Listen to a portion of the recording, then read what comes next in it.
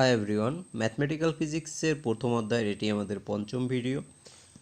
প্রথম প্রশ্নটি রয়েছে, দেখাও যে integration 0 to x y to the power N minus one plus Y to the power M plus N dy is equal gamma N divided by gamma M plus N.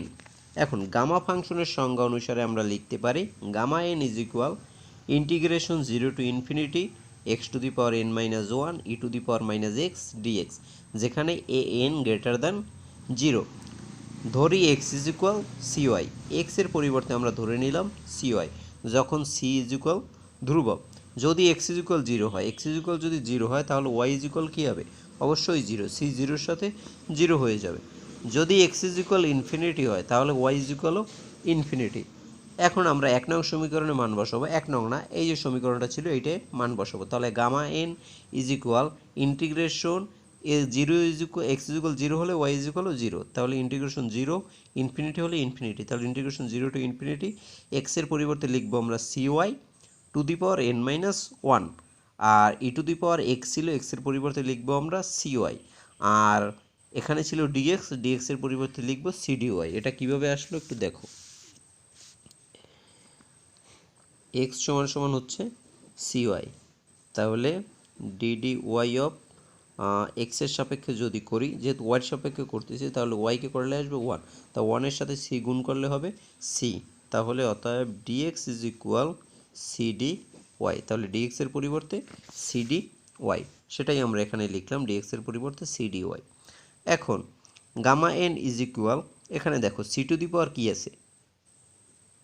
N minus one, আর এখানে একটা C রয়েছে, তাহলে C to the power N minus one into আর একটা C, তাহলে C to the power এনটাকে আমরা আলাদা করে নিলাম, আর এখানে থাকবে C to the power minus one, আর এই যে সি রয়েছে এর উপরে পাওয়ার রয়েছে কত? প্লাস ওয়ান, সেই প্লাস ওয়ানটা এই দিলাম, যেহেতু গুণের বেলায় পাওয়ার যোগ হয় তাহলে এইটা বাদ যাবে, তাহলে থাকবে কি সি টু দি পাওয়ার 0, তাহলে সি টু দি পাওয়ার 0-র মান কত? 1, যে কোনো কিছুর উপরে পাওয়ার 0 থাকলে সেটার মান হচ্ছে 1, তাহলে থাকবে শুধুমাত্র c to the power n. সেই সি টু দি পাওয়ার এনটাকে আমরা বাইরে নিয়ে নিলাম, ইন্টিগ্রেশন 0 টু ইনফিনিটি, এখানে থাকবে Y to the power N minus one E to the power minus C Y, আর সাথে থাকবে ডিওয়াই, আর সি তো আগেই এই সি মাইনাসের সাথে ভেনিশ হয়ে গেছে, এটাকে দিলাম আমরা 1 নং সমীকরণ। এখন c to the power M minus one E to the power minus c দ্বারা 1 নং সমীকরণের উভয় পক্ষে গুণ করে আমরা লিখতে পারি। তাহলে 1 নং সমীকরণটা কী ছিল?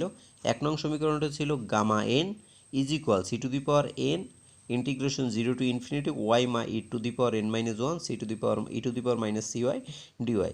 তাহলে এখানে আমরা গুণ দেব C to the power M minus one, এই যে C to the power M minus one into E to the power minus C, আর এপাশে আমরা গুণ দিব C to the power M minus one into E to the power minus C, আর ভিতরে থাকবে ইন্টিগ্রেশন 0 টু ইনফিনিটি, এই অংশটা 0 to infinity Y to the power N minus one E to the power minus C Y D Y, এই যে Y to the power N minus one E to the power minus C Y dy.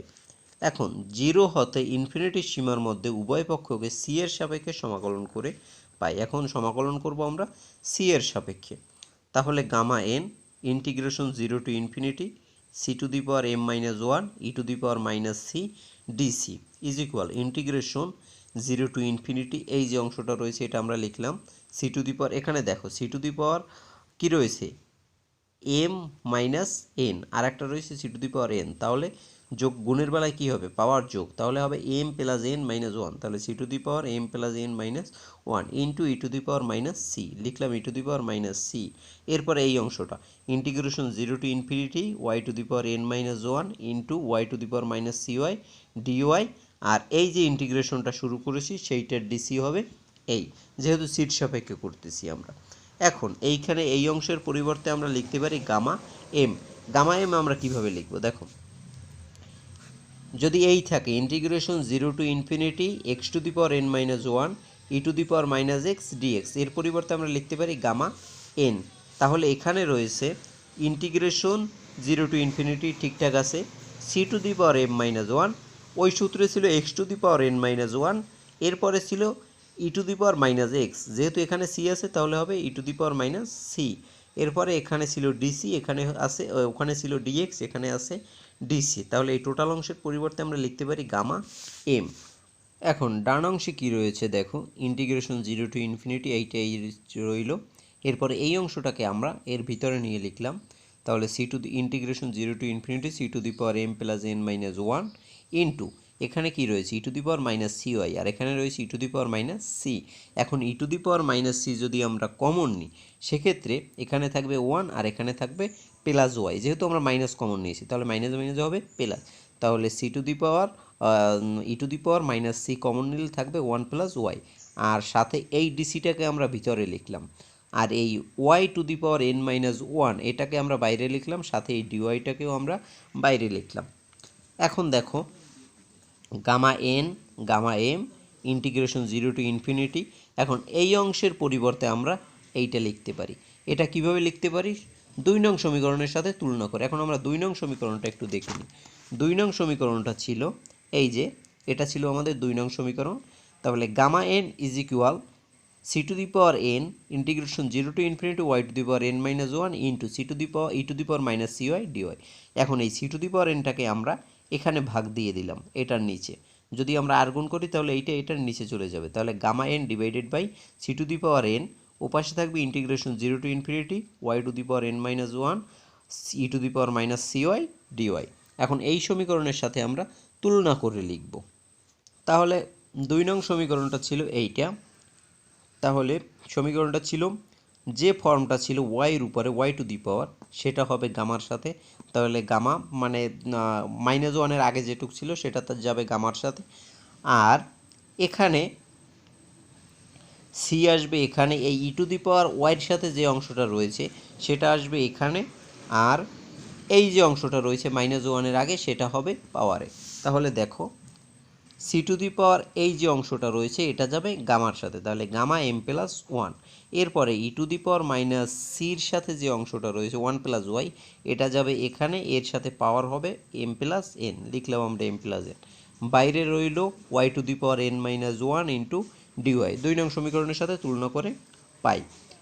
এরপরে এই gamma M এর নিচে আমরা এই অংশটাকে ভাগ দিয়ে দেবো, আর গুণ করে এটাকে নিচে নিয়ে নেব, তাহলে gamma N divided by gamma M plus N সমান সমান ইন্টিগ্রেশন 0 টু ইনফিনিটি, এখানে থাকবে Y to the power N minus one divided by one plus Y to the power M plus N into dy.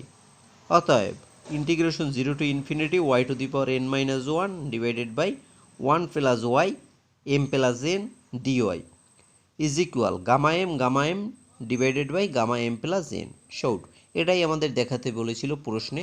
Integration 0 to infinity Y to the power N minus one divided by one plus Y to the power M plus N dy is equal gamma N divided by gamma M plus n. আমাদের দ্বিতীয় প্রশ্ন হচ্ছে, দেখাও যে gamma half is equal root pi.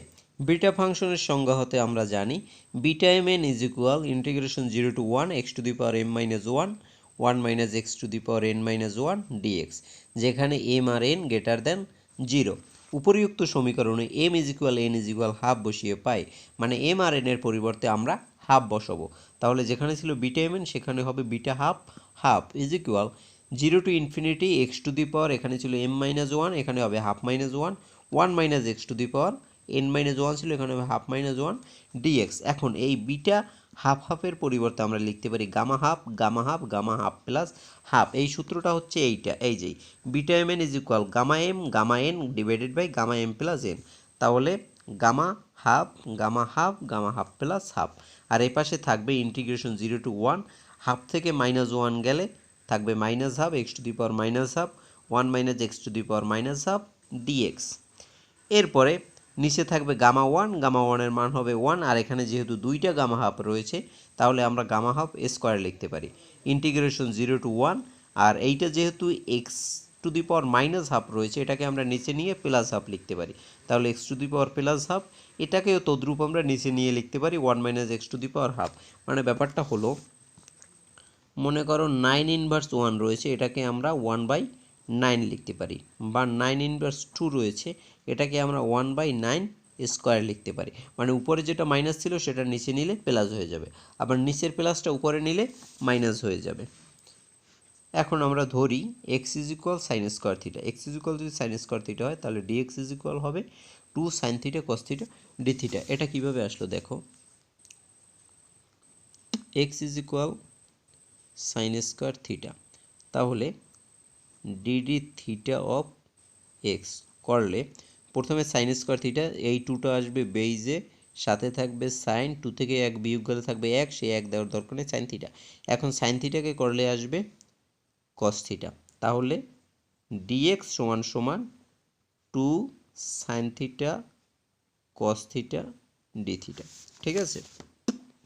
তাহলে dx সমান সমান two sine theta cos theta D theta. এখন যদি এক্স ইজ ইকুয়াল জিরো হয়, এক্স ইজ ইকুয়াল জিরো হলে থিটা ইজ ইকুয়াল হবে জিরো। যদি এক্স ইজ ইকুয়াল ওয়ান হয় তাহলে থিটা ইজ ইকুয়াল হবে পাই বাই টু। এটা কিভাবে আসলো একটু দেখো।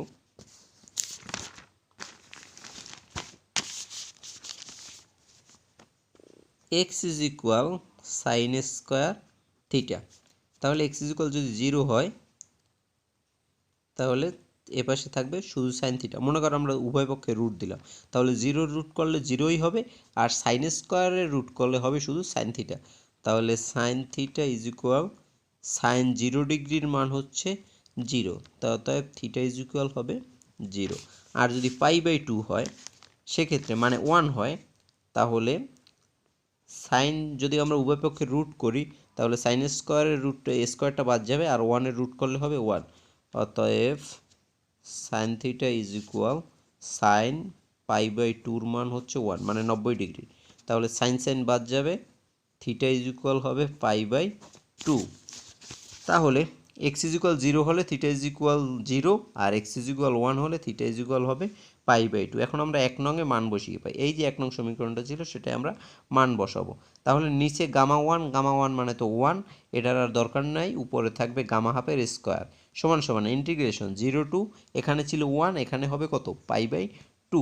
ডিএক্সের পরিবর্তে লিখবো আমরা two sine theta cos theta D theta, আর নিচে হবে এক্সের পরিবর্তে X to the power half. এখন এক্সের পরিবর্তে আমরা লিখবো সাইন স্কোয়ার থিটা। এখন সেই স্কোয়ার আর এই হাফের টু, এই দুইটা বাদ যাবে। কিভাবে যাবে দেখো, এক্সের পরিবর্তে এখানে রয়েছে কত, এক্স সমান সমান সাইন স্কোয়ার থিটা, তাহলে sine square theta to the power হবে হাফ, তাহলে সেই টু আর এই টু বাদ যাবে, থাকবে শুধু সাইন থিটা। আর একটা ছিল ওয়ান মাইনাস এক্স হচ্ছে সাইন স্কোয়ার থিটা। এখন one minus sine square theta মানে কি, কজ স্কোয়ার থিটা। এখন উপরে রয়েছে হাফ, তাহলে এই টু বাদ যাবে, যেহেতু উপরে টু নিচে টু রয়েছে কাটাকাটি যাবে, সেক্ষেত্রে থাকবে কস থিটা।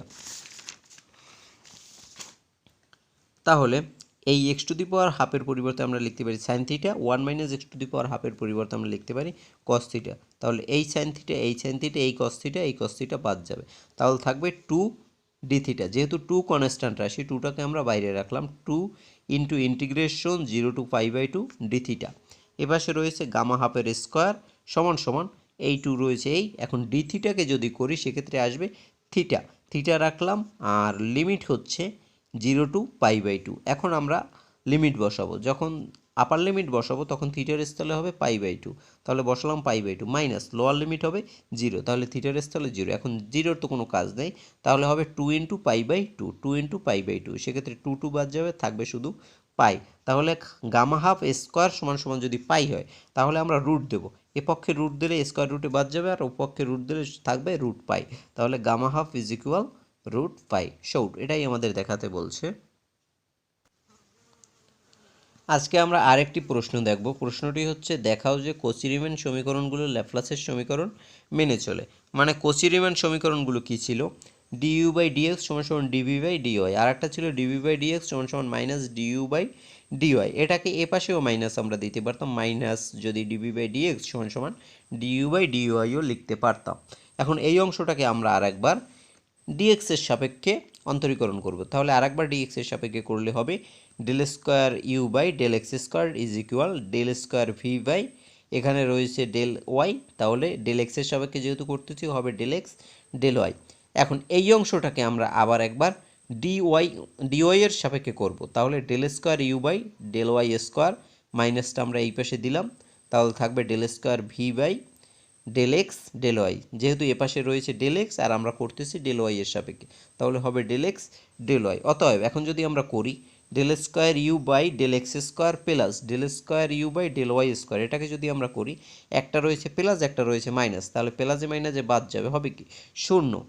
তাহলে এটাই ছিল ল্যাপ্লাস সমীকরণ, কারণ del square V by del x del y is equal del square V by del y del x, মানে নিচের টার্মগুলো যদি উল্টে পাল্টে যায় সেক্ষেত্রে কোনো সমস্যা নেই। উপরের সমীকরণটিকে নিম্নোক্ত রূপেও লেখা যায়, উপরের সমীকরণটিকে আমরা নিম্নোক্ত রূপে লিখতে পারি, সেটা আমরা কিভাবে লিখব, ডেল স্কোয়ার ইউ সমান সমান del square you by del x square plus del square you by del y square is equal 0, এটাকে আমরা দিলাম 1 নং সমীকরণ।